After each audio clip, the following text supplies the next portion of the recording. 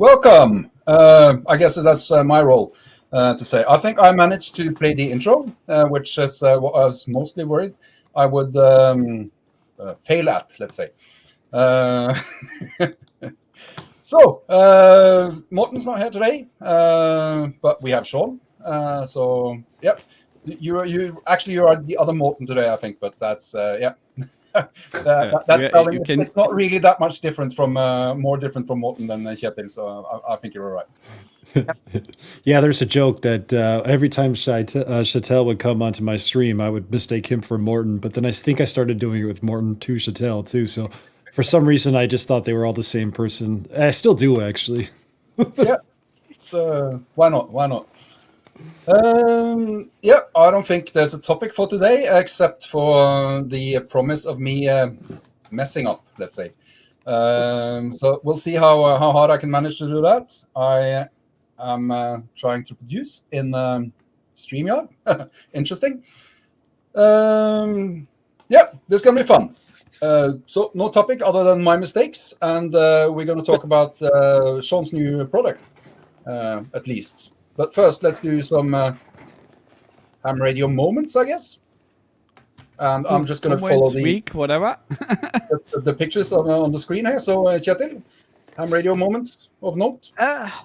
Very few, to be honest. I've been doing a lot of MCOMs and SAR training and other things. Took part in a big exercise, which was really interesting, and some other things around that. So I actually haven't turned on an HF radio in this entire week. But I did manage to find a programming cable for my Anytone UV878 because that has a tendency to hide itself everywhere. So I found it after a while and managed to program the radio again. So yeah, not very much exciting on my end. Also, I think it's the first week in almost 2 years that I haven't pushed any video to my channel. Taking a small summer break there. So that's a different feeling to not sit down and edit videos, but I felt like I needed a small break at the moment. I'm pretty sure the almighty algorithm is gonna punish you for taking that break, but yeah. Yeah, no, that already punished me after I couldn't after I couldn't publish videos to QRZ anymore. Then like my view count halved over the last month or so. So that you might be surprised. A lot of times I take a break, like a 5 or 6, 7 day break, and one or two of my old videos just start popping back up with comments and stuff. It's like the algorithm's looking for something from me because I've been consistent. And I don't know, Sean, you have that issue too? You ever do that? You ever notice it? Yeah, sometimes or stuff will just pop up and I'll be like, that video's from like 5 months ago. Why is it popping up now? And usually it is after like a week and a half or 2 weeks without making video. In fact, somebody told me to let that happen sometimes. And they're like, just kind of like, let the algorithm figure it out. And, okay. Hey, if you need a break, Kjetil, you need a break. And yeah, it'll all work out. I agree with you, Walt. Yeah, and I'm in here for the fun of it. I'm not here to build a big channel. Like if I wanted to do that and put all the energy that you guys put into it, then that would be something else. But for me, this is fun making videos, and now it's summer and it's time to relax a bit and do other things. Sounds like a good plan, and I'm sure the algorithm's going to pick one video out and show it to a lot of people, and it's going to be like magic, as they say. Oh no! Here we go. I'm not sure if it's gonna be magic. There's nothing magic about that algorithm, but there's some evil in there at least. That's for sure. Yeah. Maybe some people didn't get the joke. We'll have Morten explain that next week. We even have some merch with the not magic thing. I think so. Sean, ham radio moments maybe from your week. I was just looking for this cool little device I built and made a quick video on yesterday. But basically, it helps you wind wire and like a magnet wire. And you could check out my channel for the video. But basically, what it really helps out with is if you got like cramping right here, and some people have carpal tunnel, to hold onto this device while you twist the magnet wire and it keeps the wire steady is really awesome and beneficial. So that's kind of what I worked on for ham radio this week. Other than that, if you want to talk kind of semi-adjacent radio stuff, I got that Creality K1 up and running, and it's running solid now. So I have the ability to do more printing, which I guess in theory makes me more efficient to get out ham radio parts to people, which I think is cool. I take that ham radio aspect, and ham radio to me isn't just if you're not doing radio, it's not radio. It's like, okay, there's a broad spectrum of things in this makerspace of radio stuff, and I've had a good time with that. The other thing is, and real quick, I think what you're getting at is, I just did a live stream when I talk about the all-in-one cable. This was created by a gentleman in Germany, Simon, and I don't want to mess up his last name, but I believe it's Coopers. And basically, it's a digital sound interface card. So you can get these in the European Union. I think they come out of the United Kingdom, and I just put them on my Etsy store this week. So I had a really fun time building these. And there was a script there that basically installs all the firmware onto here so that when you get it, it knows what to do. And I modified the script slightly so that I could rapidly program, say, 15 or 30 or 60 of them. So that, that was me in a nutshell there. And by the way, thank you guys for having me on your anniversary show. Happy anniversary. I always knew it was meant to be. Yes. Thank you so much. We've been chatting before the show whether the anniversary is the 52nd week or the 53rd week. And I'm guessing we landed on this being our anniversary show. And when in doubt, I've learned this. When in doubt, just celebrate their anniversary all the time. Yeah, it's probably a lot safer than too seldom, I would guess. The firmware thing, Sean, is that a UDF type upload? Do you just connect USB and upload, or do you need a programmer? So basically what you do is, now there's a batch file, and you send the batch command via a program called, give me just a second here. DFU utilities. Yes, it's DFU. Yeah. And you use DFU utilities to upload it into the microprocessor.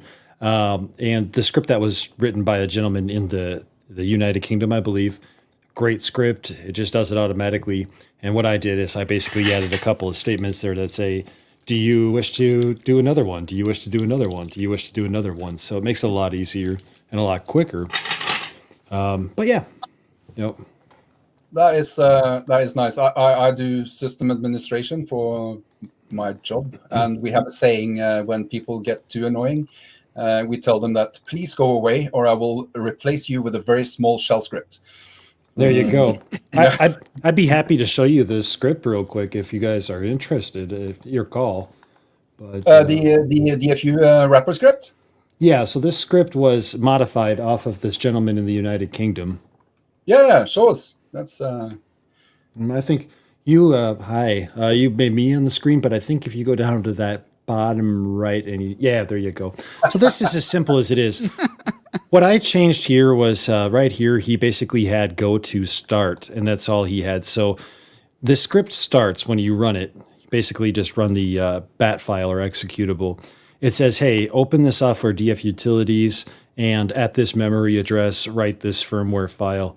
And so it does that, and that's great. But then it would say, okay, it's done. And it would try to basically just go back to start, which means it keeps programming the same AIOC, or all-in-one cable piece of hardware every time. So right here, I just added like a pause statement, and it says press C to continue or E to exit. So then if it goes to C, it should go to the start.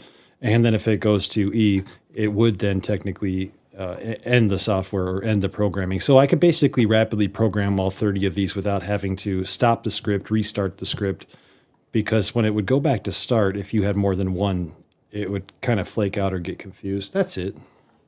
Nice. Yeah. What scripting language is that? That's just a batch file in Windows. I only speak Bash. I'm sorry. I used to write batch files in the good old days, but we didn't have any labels, as far as I can remember. Yeah, I think that might be a new thing too, because you're talking about the labels like start and so forth. Yeah. Yeah, I don't remember those either, but I'm starting to notice that they legitimately exist now. At least I believe so.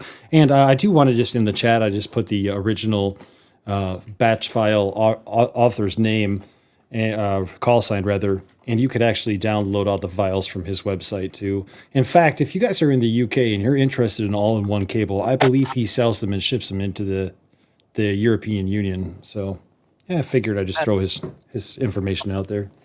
Anyway, that was my ham. Say that again. Was that the Golf 1 Lima Romeo Oscar one? I'll just add a link. Yes, sir. That was correct. .uk. And I know that's a lot there, and a lot of ham radio related stuff or ham radio adjacent stuff, and that was my week. So. Sorry, that's my innate program. It took. It's my pleasure. It's my pleasure. I hope I don't take over your show. I've been known to do that. It's not a problem. Not a problem.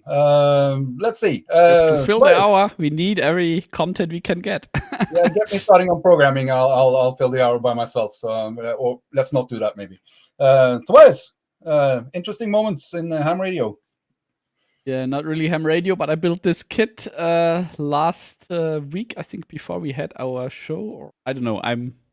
Everything is a blur for me in the past, right? But anyway, it was a nice kit and it's working, and I milked it a bit in terms of content. And initially I thought my lovely cat has eaten 3 capacitors until I had the typical senior moment where I found them. This is where the capacitors went, yeah? I mean, I had it all on the desk, and then I put the speaker away, and I put the speaker away with a few capacitors attached. And then I was searching like an idiot where they went, yeah? But hey, everything shows up again. But so you know what you have to do if your cat swallows capacitors, don't you? I don't know. You have to make him eat some inductors as well to neutralize the to compensate, right? Yeah. Indeed, I have. So what other pictures do I have? Yeah, that was a repair yesterday. I have this wireless microphone, and this charging cradle was never ever working, or it was like working and then it was not working and then it was working again. And guess what I found inside? There was a 2-cell LiPo battery pack, 2 times 1,500 milliamp hours, and inside the battery pack, the negative terminal has broken off, and it has broken off so that it just made an intermittent connection if you were shaking it or banging it on the table. So that's working now for the first time. So not strictly ham radio related, but hey, I'm always happy when I can save some bucks and not buy some other stupid tools. Well, the makerspace is huge. And really, when you learn about radio, you learn about things like electronic projects, soldering, and so forth, or vice versa. So it's all adjacent, in my opinion. And since I'm anyway the worst operator to go out and make calls. Well, I tried as well yesterday, but I was not very successful. It was maybe the conditions or getting into the middle of the woods with no cell coverage and no way to spot yourself is not the best idea for a POTA. But hey, I tried. I went out. I played with the radio a little bit, so all is well. I think so that was my week. Bit. Yeah, just get out, play. So, Walt, you're next. How was your ham radio week? Well, a lot like Chettle, I didn't do a whole lot. I do have some scoop, though. I'm going to breaking news that I'm going to give here, something that happened. But yeah, I just I talked Wednesday. I did a video, kind of an overview of my hamvention, kind of like all 100 other YouTubers that went to hamvention did. But while I was there, something really cool happened to me, and my phone was like about to die. I was walking around the flea market section, kind of the used section. There was a tent there, and I looked kind of inside this thing, and it was just stacks of President radios, CBs, brand new. They were like the President Lincolns and the Randys and the President Georges, and nice, just stacks of them. I look over to the guy, hey, I used to work in Europe, and I know when I was over there, I'd go in all the stores, and President's huge over there. And the guy goes, yeah, we. So this was President's booth. For some reason, not inside. And Sean, you've been there. They weren't in the buildings. They were out in the flea market area with a big covered tent. So I'm chatting with the guy, and he goes, yeah, we're out of Florida. We just got wanted to get us a tent here today and sell CBs. I said, okay, that's cool. You know, I'm a ham radio guy that came from the CB world or whatever. He goes, well, you'll be pretty excited about what's getting ready to happen here at President. I go, well, yeah, what's that? He goes, we're getting ready to make a 80 to 10 meter President multi-band HF radio. Wow. It's going to look just like Cool. the other, like a Lincoln or whatever. I said, really? He goes, yeah. I said, you want to do a video on it? He goes, no, I don't want to do that yet. He goes, we're going to announce. He gave his card. I'm going to stay in touch with him. But so we're going to announce it soon. And price point on it's going to be about $350 US. It's going to be a 4/10 watt low to high power 10 watt radio from President that'll do all the HF. Well, 80 to 10 meters. So there, he said it's designed, it's developed, it's over in China getting built right now. That's what he told me. So that's the scoop, guys. I got this. Wow. I could have been the guy that did a video on it, but he kind of said, I don't want to talk about it yet. So you have to watch this show to get that. If you're a CB guy and you understand President CBs, unless he was yanking my chain, he said he was the production engineer out of Florida for President. And that's what they have coming and developed. And that was my week. That was pretty cool. That's amazing. That is very cool. I can feel my credit card vibrating. I told him, I said, if you put this thing out, even a 10 watt radio for $350, that's a Zygo killer. You're going to kill him. You're going to crush him for $350, man. Everybody's going to want to have 10 watt. Yeah, but it needs a waterfall. Otherwise, it will be having a hard time, I think. For $310, it's not going to have a waterfall. It's basically going to be like all the other President radios, I'm sure, you know. But hey, pretty cool. Let's see. Did they say which president it was going to be? Was it President Bush or Clinton or? I'm not going there, guys. I'm not saying it. Let's move on. I can. That was what we call a trap.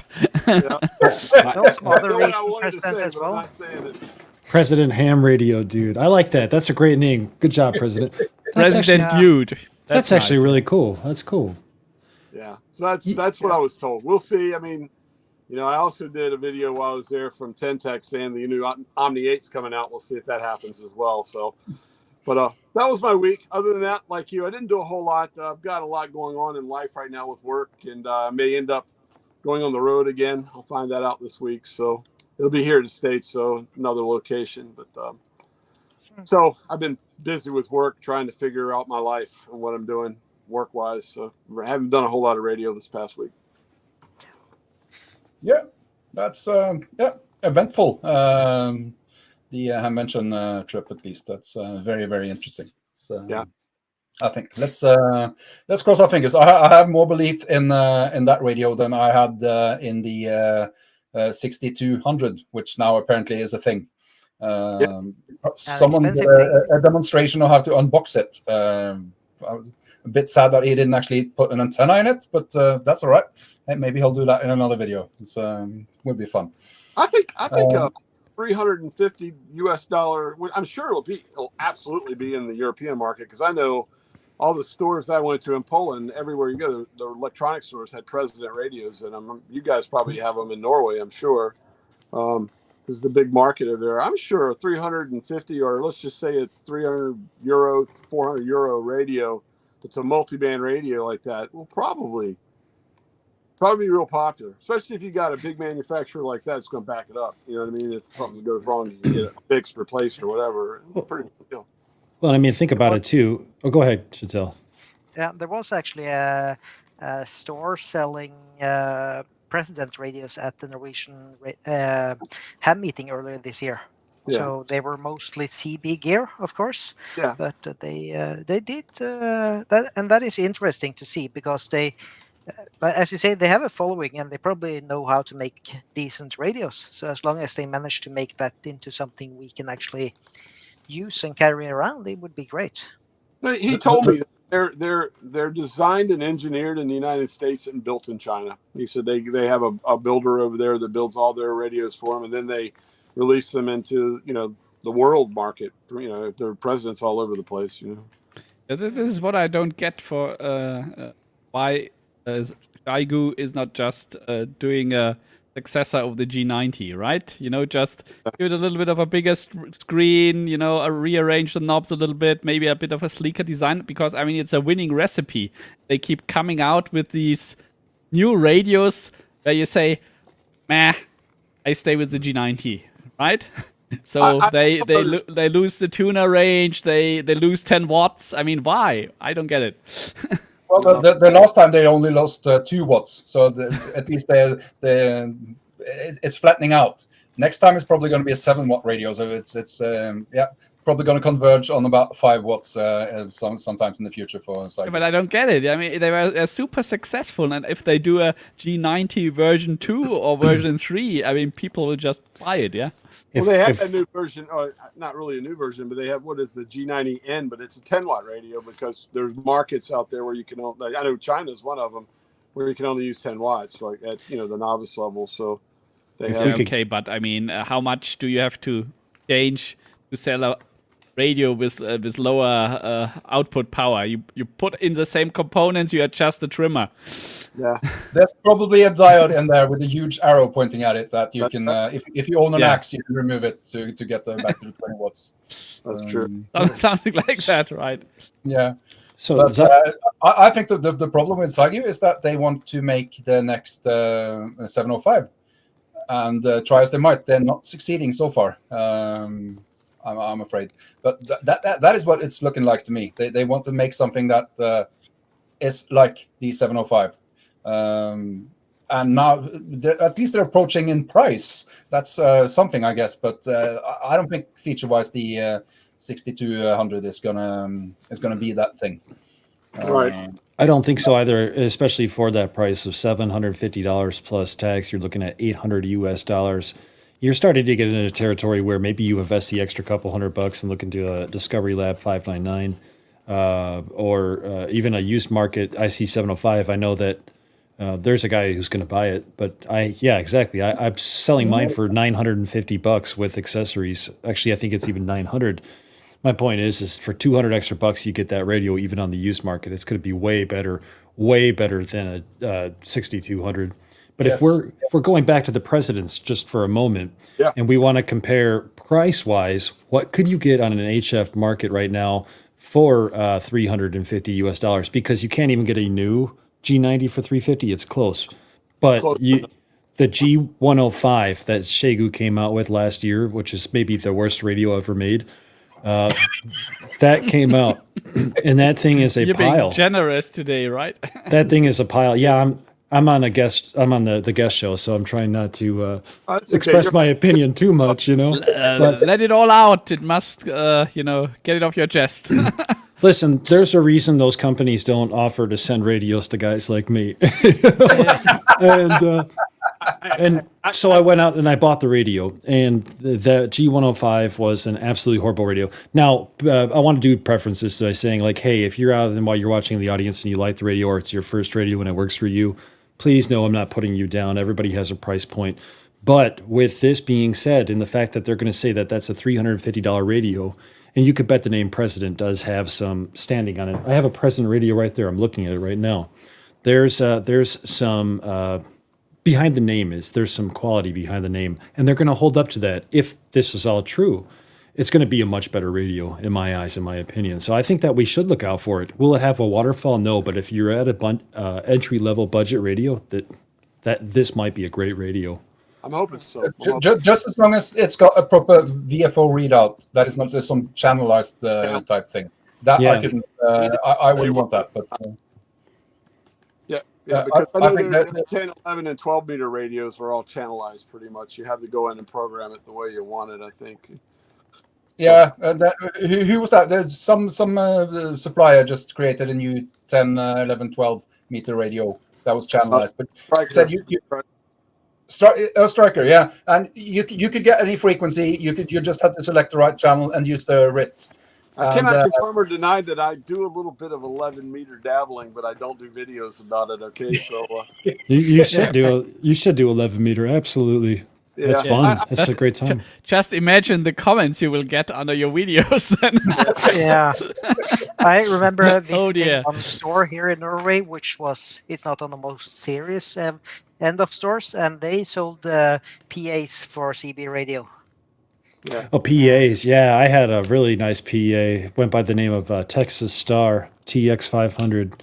And because when I was a kid, before any of this ham radio stuff, I was big into CB. And that PA, as you call it, that Yeah. PA. I actually cloned a PA. Some friend got one.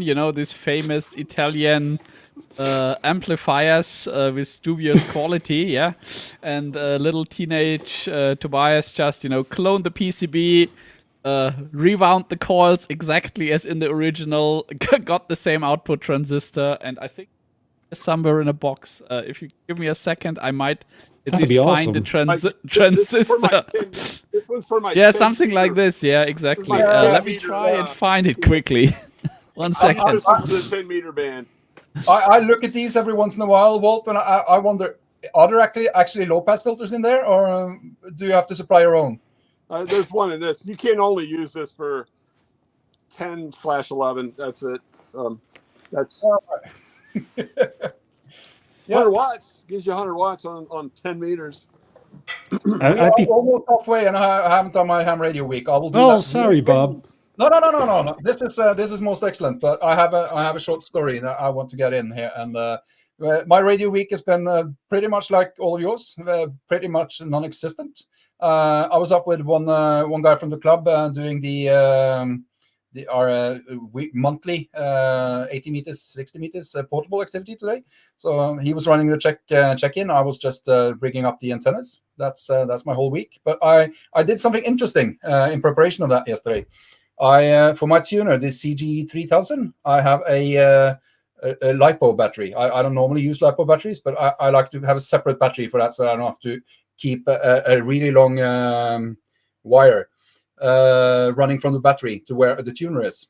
So I had to charge this LiPo battery, and the last time I charged a LiPo battery, it was a 4-cell, and this time it was a 3-cell, and that was interesting because that battery started out square and it ended up more like a cylinder.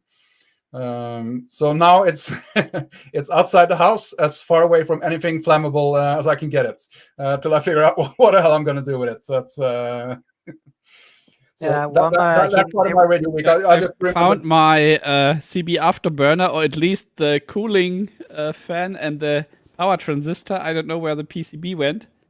It's a MRF 455, so I think that was popular in these kind of amplifiers. So. Is that made by Toshiba? I think Motorola. There's an M on it. They're referred to as pills. Pills. So, but Bob, if you one thing there could be to just put it in some water at least to keep it cool, so it doesn't heat up. It's not warm now, and it wasn't warm when I took it off the charger either. So Okay. Yeah. Try poking a hole in it and see if there's any heat in there. can I borrow your log splitter? And then Yes. put it in the water after you poke the hole in it. That lets the water get in and cool it down. No. What I'd like to do, because I measured it afterwards, and this is a 3-cell LiPo, and it measured 14.2 volts, and that's just not normal. I think that you Maybe guys. maybe it will deflate when you take out the excess voltage. That depends what you mean by deflate. If you mean turn into ash, maybe.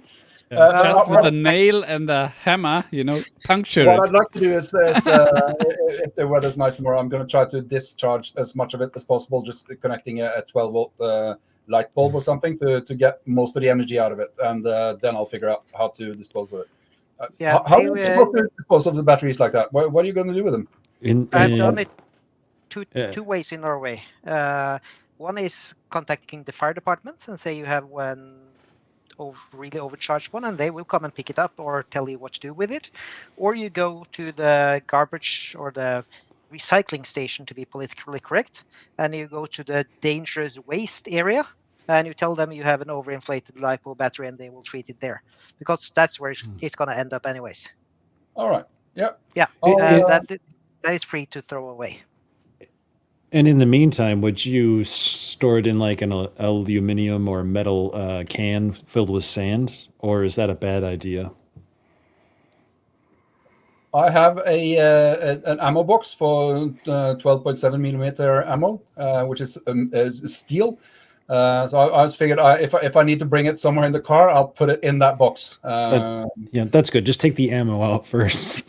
There's no ammo in it. What I did with my half-damaged lipo cell is just connect some light bulbs to it, yeah, and just say, hey, okay, it's damaged. Let's just deep discharge it, and then I can tape it up and put it to recycling. But I've heard as well that it's dangerous to over discharge lipos. Yeah, you shouldn't take them too long, but that is mostly because they are hard to revive again, I believe. That's correct. Yeah, but if they're anyway dead, you can Okay. discharge them to death anyway. So I can just connect the light bulb to it and just run it all the way down. If you're not gonna recharge it again, then that's not an issue. But if I don't ever want to see that battery again if I can help it. That was scary. It was a scary moment. Yeah. So when I had that little incident with my my radio last year, then when the battery broke, then I had to bring it into the garbage heap, and they took it and they weren't too happy. But they are required to, and I don't know what they did with it, but I didn't have it anymore. I think where I live, just a few kilometers from here, there's a recycling center, is what we call them this week, Kjetil. Oh yeah, and they have about a fire every 6 months from people throwing batteries like that into just normal recycling. So I would think if you bring it and say, this is a LiPo battery, it's damaged, please take care of it, I would think they'd be happy, a lot happier than if you just threw it in the normal garbage. I would think so. The other thing, Bob. I found the transistor of the CB afterburner, 60 watt, with a fantastic efficiency of 55%. Good stuff. Yeah. Sean, Nice. what were you saying? Sean. Got a comment. Bob, you mentioned that you have an ammo can filled with, was it 12.5 millimeter ammo? Is that what you said? No, it's an ammo can for 12.7 millimeter. Because I don't have any ammo. I had a really good solution for you that involved a battery in that ammo. Yeah, that's 12.7. That's 50 cal. That's mostly for like small game hunting, I think. Right? No. I guess I've been places in the world where they would call it small game, but like if you have a squirrel problem. The LiPo battery is a fickle beast, or something like this. Yeah, you need to track it down. And I'm not really a gun person. I'm a pacifist, in fact. But I've been to the Norwegian Army and I've shot it's a machine gun. I guess you'd call it the thing that takes the 12.7 millimeter ammo. And if you aim that thing at a steep rock face, you'll start a rock slide. Don't ask me how I know. It's a M249 or something, like the good old M249. M249 would be a 7.62. No, it'd be a 5.56, wouldn't it? I can't remember the name of it. The 240 would be a 7.62, I think. Yeah. Trust us, we're Americans. We know guns. We got it. Yeah. There's one time we know the metric system. These guns, we got them from... I'm not joking. When I was in the Army, that was 25, 30 years ago. We shot guns that we got, at least that the machine gun that I shot, that was part of the Marshall Plan that the Norwegian Army got. We still use those. So don't tell the Russians, but that's what you use in the Norwegian Army. Yeah, Browning M2s. And some of these are still in service since then. But they are retiring them, but they're efficient machines. They're built to last. So that's kind of interesting. I was never in the army, but they didn't want me there. So, but they wanted the pacifist. I'm not sure they wanted me either. But yeah. Yeah. You have to take things as you find them. I wish I had joined joined the Signal Corps or the Navy radio man or something like that. What a great job that would have been for back then. Now it's a lot different. I'll tell you. I'll tell you a story about a radio man if you want, but I'll let Chattel talk first. Yeah, now, we don't have that much radio people, but I know we had some really cool stuff with old teletypes, like those old wagons and stuff. That would be epic to play around with. It would be. You had a story, Sean. In the United States, we have a store for home goods. It's called Kirkland's. Yeah. And, all the wives go there. So somehow I ended up there with a lady I was seeing at the time. And as I'm in line, I'm like really excited at the time. I was just starting up the channel ham radio, dude. I was talking to her about it, and she probably can care less. Probably why she left me. But long story short, we get to the checkout, and the older lady that's checking us out must hear me talking about radio, and she's like, "Oh, you like radio?" I'm like, "Yeah, I'm like ham radio. I've been learning CW, And she just starts going to town about how she knows CW, and she was talking about how she was a radio man. I think is what they call it, a signalman or a radio man in the Navy. Yeah. Radio man, right? Yeah. Yeah, and the story she was telling about, and she was so excited to share that interaction with somebody who was talking about code, and she was telling me about how proficient they became in code, and it was actually just a really remarkable thing just to meet somebody randomly because I was talking about ham radio. That is cool. It was nice. It was a cool connection, I had a very similar one. Sorry, just go ahead, Walt. No. I just said that was cool. Yeah, no, I had a very similar one. I was at the Scout Museum that we have locally here with the Scouts, and talked with one of the ladies that ran the place. And she was a Sparky, as they call it here. It's the Morse operator at the Coast radio station that Norway had. Because Norway was a huge shipping nation. We had ships all over the world. So they had you could send a telegram here, and they would then relay it out to the ship and then back again. But she also went on expeditions or like trips with the ships as a ship radio operator. And that was so cool hearing all of her stories. Like that old lady had been so many places sending out things. She probably handled letters to and from my grandfather, who was out sailing for much of his life.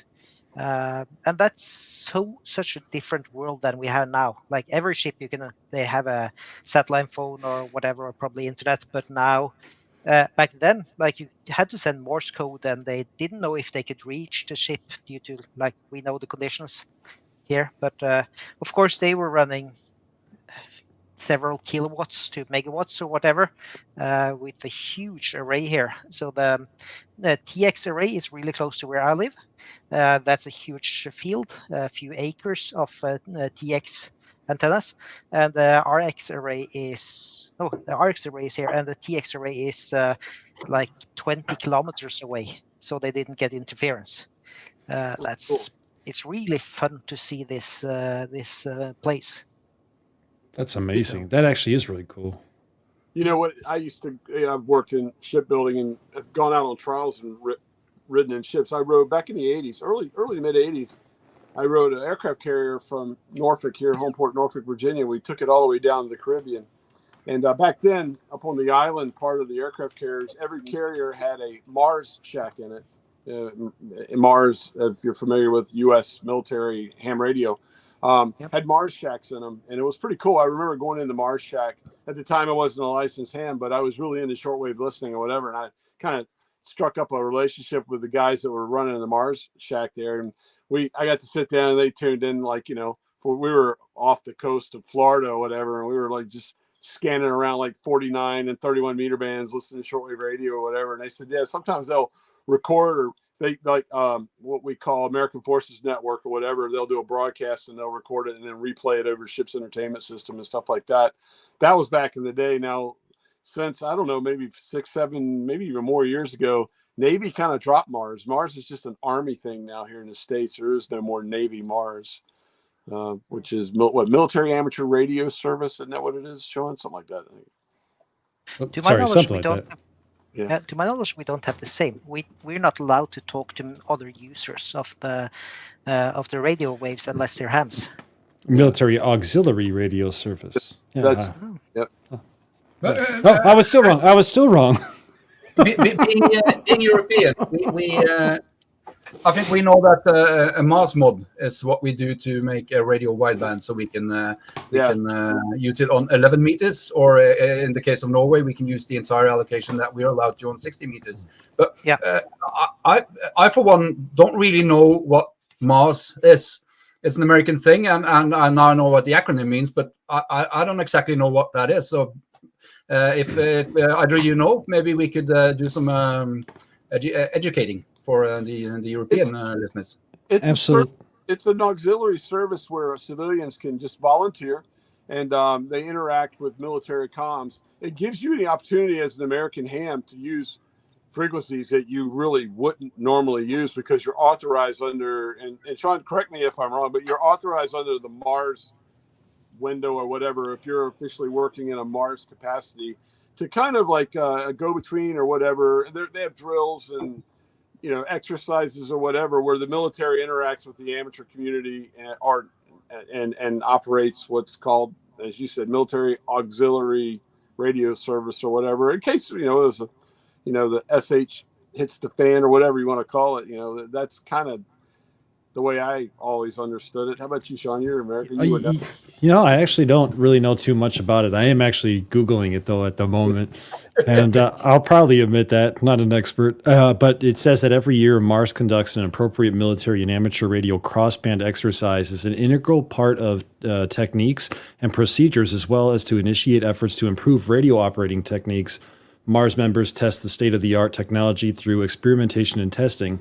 And if we just want to take a look at that real quick and kind of analyze it without proper training and proper practice, I talked about this in that video where I did a Parks in the Air activation on a Baofeng. If we don't practice with our equipment, if we don't use it like we're going to possibly use it when it comes time to actually use it, we really won't know and understand how.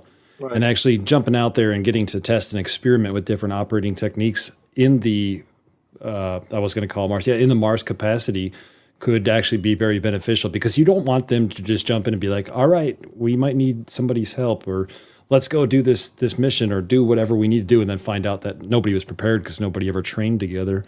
That's why the military had joint operation training. We would do the same academies, and we would do the same pre-deployment training, because it was kind of very important for us to be able to know how to work together, what we're going to do together, and some of the techniques and tools that we could improve on together. What branch were you military, Sean? I was in the United States Air Force. Air Force. Okay, cool. Yeah. So I probably should know about this Mars thing. No, I think it's a very cool idea, because in a situation where that SH hits the fan, you need for the public to help out. And I also think that instead of appropriating part of the amateur allocations for exercises like this, which I think probably would raise a lot of hard feelings, they've set aside different allocations for doing this, and I think it's a really good idea. It's a nice thing. I believe a few years back, the Dutch army had something like that, where stations all over Europe could talk to them over 60 meters. That was interesting, because you heard some really funky call signs on 60 meters. Of course, we're secondary allocation there, so they are primary as well. So that could be really interesting to try, and I think it's something we should work on getting on the road here in Norway as well. Just to have the exercise and make people aware that we are here. Here's a question for you. You just mentioned 60 meters. This is probably something I should know, having worked under the CEPT agreement and worked in Europe. Is 60 meters channelized just like it is here in the States? No. That depends which country you're in. In Norway, it's not. We have a huge allocation, 50 to 40, up to over 5,400. But in some countries, it's heavily channelized, and here it's not. In Norway as well, and in Europe as well, there are countries with channelized 60 meters. I'm not sure if it is anymore, but at least UK had. Maybe some of the UK people in here can answer that, but I know that when you hear UK stations, they are generally on channels and not on frequencies. William says yes. I'm just not sure what he says yes to. So if someone could expand on this from the UK or otherwise in the comments, please do. Yeah. So I would love to train on this, just to get the exercise, and a lot of the things we are doing as well as with the SOTA, POTA, whatever, that is training for field operations.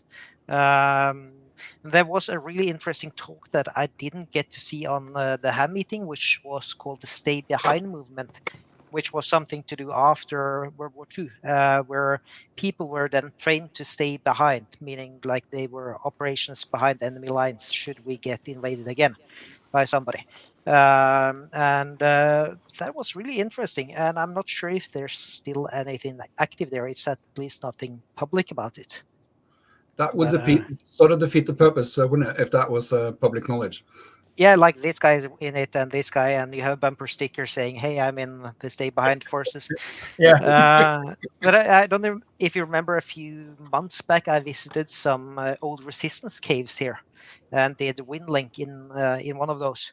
That is really amazing because they sat there with old parasets or paratrooper sets, which were briefcases, leather briefcases that was sent into Norway with CW radios and wire antennas and lead acid batteries. And they were used to send Morse codes to and from the UK. So that was kind of cool. Cool. They were not ham radio operators, to say it that way, but they. But you said you were in some resistance caves. Yes. Are there also inductance caves and? No, there's or inductance caves. That's where when you want to join the resistance, then you get inducted into the service that way. So that's the ceremony halls. What it is when you're out operating portable and you get all amped up, you go to the resistance cave. Yeah, but well, all of them are resistance caves. All right. So yeah, but they have the specific capacity. They're like 10, 15, 20 men. They measure capacity in men, not in farads? Yeah, I think so. Right. This was 75 years ago. So yeah. I did dial find back that humor now, and let's talk about radio. I did find. I'm sharing a screen here. Indeed. This is the transmitting array I talked about, or at least part of it that you can see from here. And this looks like really cool stuff to have in your backyard. Yeah. Is that like a loop right there that you just showed? I think there's several because this is just a part of the array, and it goes on behind the trees over here, and then they have something going off in a straight line over this way as well. So these ones are what 10, 15, 20 meters high, something like that.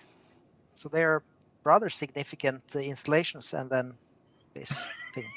There's that one as well. Yeah. There's that. Yeah. So I would love to go here and see if I can find a coax somewhere. See what it tunes up on. But, well, one of the guys in our club has a sort of a slingshot thing that to use for putting antennas in trees. Maybe you could use that to hold your own antennas up there. Yeah. But seeing these masts, my dad he worked all his life in the Norwegian telephone company, and he told us about this radio station, Krøfta, for Norwegians, and that was a shortwave radio station. I think it probably wasn't military, or maybe it was. I don't know. But he said that in the control room beneath the antennas, when they needed light, they would just bring in fluorescent lights. They didn't need to connect them to anything. Just as long as the transmitter was on, they got lights from the. So it's probably really healthy to sit in that spot. Yeah. You know, there's a ham right now. You know the type, and he's like, "Well, did you do an exposure report?" The military doesn't care about exposure reports, but I do believe that, though. I mean, like with the lights just turning. But there was some thought put into it with some radar installations in northern Norway, where people, from what I understood, they started having like birth defects and stuff like that. But that Yeah. was some rather heavy radar installations, the land-based and ship-based ones. They also have them on like F-16, certain types of radar, if I recall correctly. It's been a while since I've been in. And I also do remember while they were doing calibrations or testing them, if you walked in front of them, it was kind of a big deal. Yeah. And I don't remember what would happen if you walked in front of them, like you had to go to the doctor or you just got screamed at because the potential for radiation was there. But Now you will get cancer. Bad luck. for some reason, I don't remember any of this. I don't know if it affected my brain or what. Did you go in front of an F-16? Yeah, well, In any case, I think it's better than going behind it when it's starting up. it gets a little warm, I hear. Yeah. But yeah, because the radiation off of the radar, is that right? Yeah. Yeah. Well, it's I'm not sure which frequencies they go on, but I would guess gigahertz levels. So microwave and a few megawatts of that. That's gonna do some damage. Yeah, I'd be curious if anybody in the chat happens to know. That's pretty interesting. The military operations could be really interesting. Like this Mars thing, I'm reading more and more into it. I just posted a link in the private, and if you guys want to post that in I'm the completely derailing the discussion now.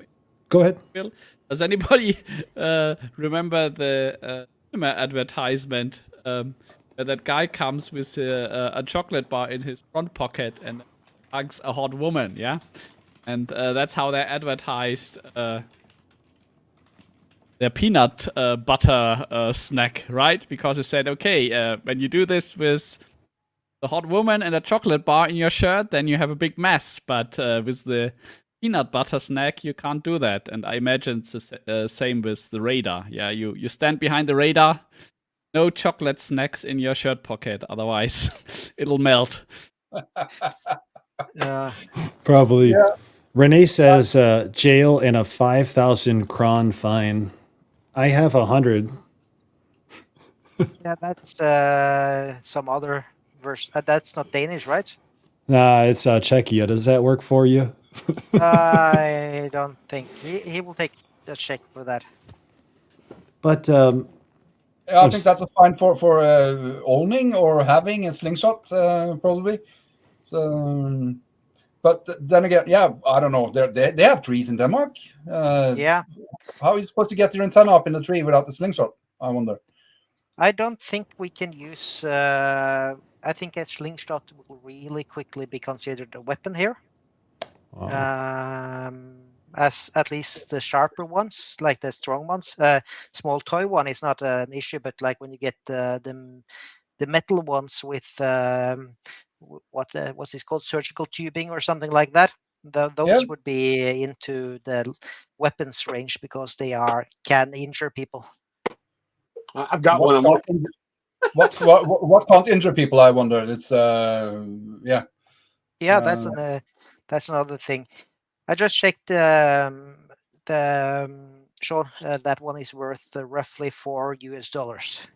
yeah, I know. Yeah, but the Danish ones would be worth 3 times as much. I invested in the wrong currency. Yes. But it's interesting to see, like Denmark and Norway are pretty similar with many laws, but others are not. Like, for example, where you can hike and so on.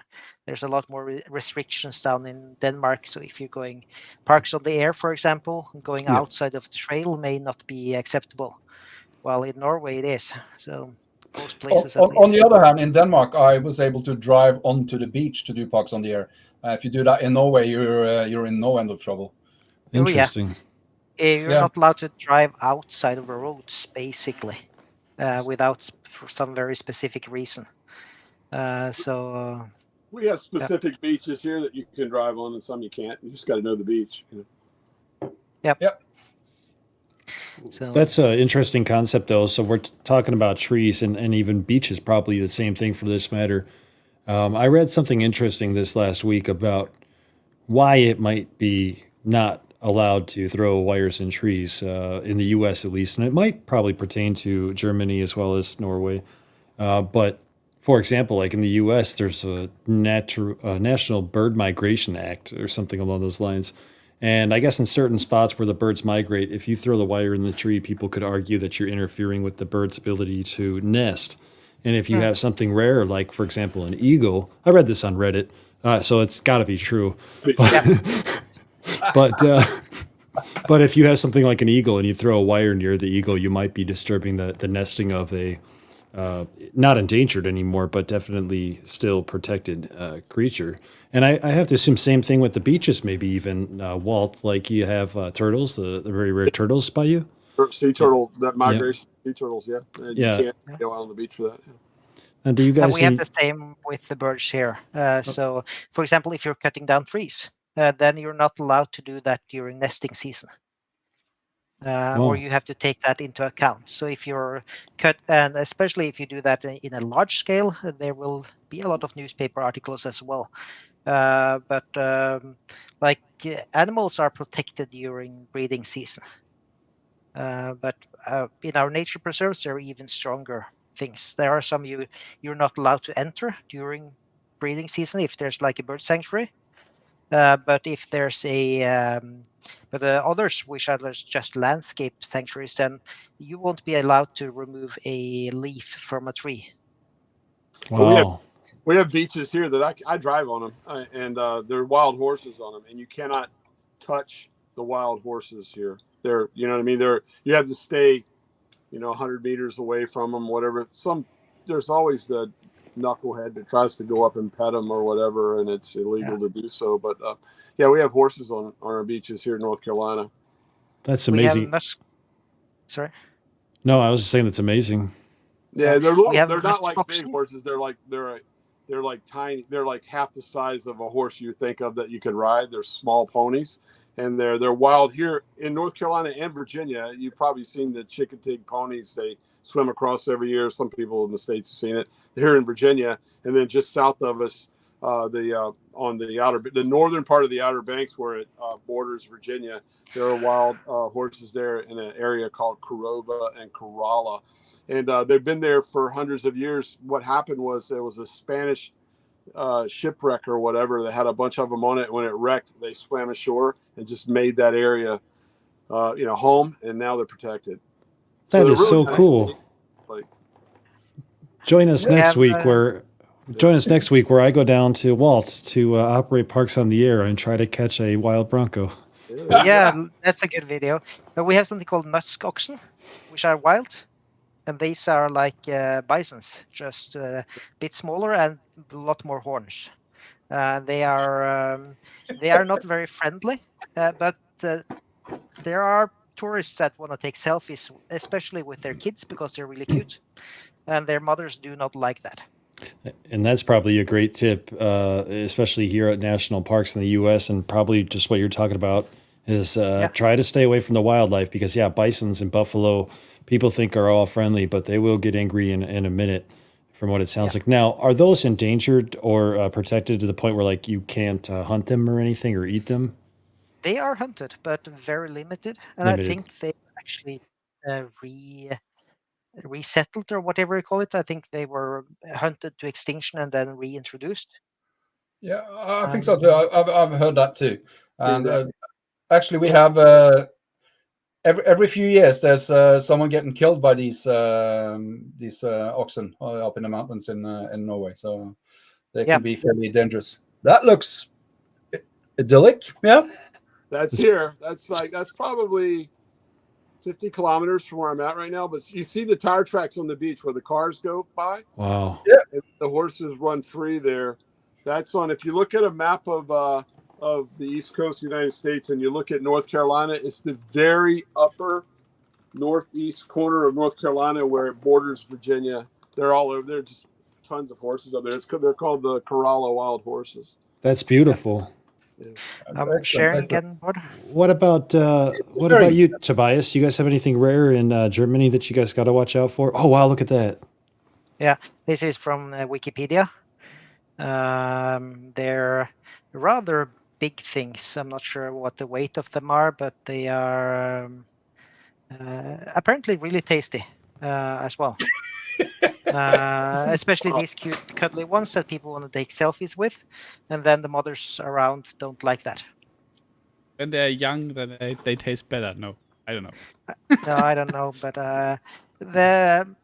And that's also I a can always thing. just listen to your stories in silent amazement because I'm live in Bavaria and everything is like farmland that belongs to somebody. Yeah, so it's very rectangular patches of road where stuff is being grown, right? So of course But you there's guys the have the best cities, but of both worlds. everything in the outskirts belongs to somebody. Yeah, so I don't think there any wildlife. I mean, bigger wildlife. Yeah, of course you can find your wild boars or something here Yeah. or forest, Yeah. but yeah, you Yeah. don't get I buffaloes or was the wild horses running around here. I was walking around the mountains in Germany, and I'm pretty happy that there's no buffaloes or bigger game up Yeah. there. I might have heard this joke from you, Sean. I can't remember, but and if it's been on the show before, I apologize. But anyone know what the buffalo says to his son before he sends him off to school? No. No, Sean knows. Bye, son. Yeah. Yeah. To be fair, one of my military troops back in 2008, hope he's doing well. He told me that joke. And I think I laughed for 3 days straight because I might not have been sleeping. Cheto, I told that to my wife, and she did not get why that was funny at all. Cheto, when you said that thing was tasty, you reminded me of all my friends in Louisiana. They eat everything in Louisiana. When you said that animal was tasty, there's a funny cartoon here in the States, and it's E.T., the space thing, E.T., and it's two hunters in the weeds, and E.T.'s landing in the spaceship, and it says, Yep. if E.T. would have landed in Louisiana, and the one guy goes, what is that? And the other guy goes, I don't know, but I bet it tastes good in a gumbo. Yeah. But this is to bring this slightly into the radio towards the end here. Taking care of nature is something that's part of the rules in both SOTA and POTA and everything else of this. Like we're supposed to take care of this and not scare up animals or anything like that, and take care of their habitation. So it's an important part of the hobby as well, because we would like to continue doing this. I think from what I've gathered from most, at least here, I'm not a SOTA guy, but I've done a lot of POTA, is most hams seem to be very respectful of that too. You know what I mean? It's like, I don't know, maybe the ones I know. I think what I've seen in Norway as well, I think all the ones I've been activating with or around for field days or whatnot, they take care to leave only footprints, as they say. I think that's it's a nice way of looking at it. I remember one story I read about SOTA over in the States, a guy who had spent a long time hiking up to a summit, and he said he had to turn back because there was a cougar that was sitting on the summit and relaxing in the sun. He didn't want to share it with her. Yeah. Cougars are definitely becoming more and more popular, I guess you'd call it, or more and more populated on the West Coast. Arizona has been having quite a few mountain lion sightings, and I think California's always had cougar sightings since I could remember. But yeah, they're definitely becoming more and more in population, which is something you should worry about is safety. Don't do anything to harm them unless you have to, protect your life, of course. But I've seen we call them mountain lions, or the cougar, same thing. I've seen one here in Virginia before. In Virginia, that's wow. Yeah. It was about 3 a.m. We were on the Interstate 64, my son and I, and we saw a bunch of deer run across the road. So I started slowing down. You don't want to hit a deer. And as the 4 or 5 deer run across the road, it was like a break. And then all of a sudden we saw there was a big cat right behind him. You know what I mean? It was like, I looked at my son, I was like, holy cow, did you see that? It was, it was like a mountain lion, cougar, or whatever. That was like Central Virginia. It was like pretty crazy. So yeah, there's a lot of wildlife out there. That's something else you need to think about when you're, like you said, you go up a hill, SOTA or whatever. You need to be careful. I don't see much wildlife up on the hills, but every now and then there's a snake. Like we have some toxic snakes up here, but there's also eagles and other things like that. But like at least over here in the west, there's not much. There's not that much wildlife you see up there because it's so barren. there is the occasional, at least what I've seen, there is the occasional cow. And I probably said this on stream before, but I think cows, they have a sixth sense. They can look at you and they can tell how many burgers you've had in your life. So whenever a cow sees me, he's pretty pissed off. That's, yeah. But we are at the end of the hour and then some, so I think we'll have to continue this nature theme next week. Bob, you crushed it, Bob. It was awesome. Everyone, Bob in charge is like. Yeah, you didn't break anything yet. Show's not over. Yes, I know that. Yeah. And if you're listening to this on a podcast, then that is a miracle. I bet you had an interesting time if you're listening to this on the podcast today while driving. Most excellent. Yeah. All right. I'm going to say thank you so much to Sean for showing up once again and keeping things even more interesting. So, yeah, most excellent. Thank you, guys. And to our listeners, we'll see you all next week, which will be maybe our 53rd, and that might be an anniversary as well. Remember, it's always an anniversary. Remember. Yes. Yeah. Bring presents and. Let's just say 7-3 and see you next week. 73. Guys.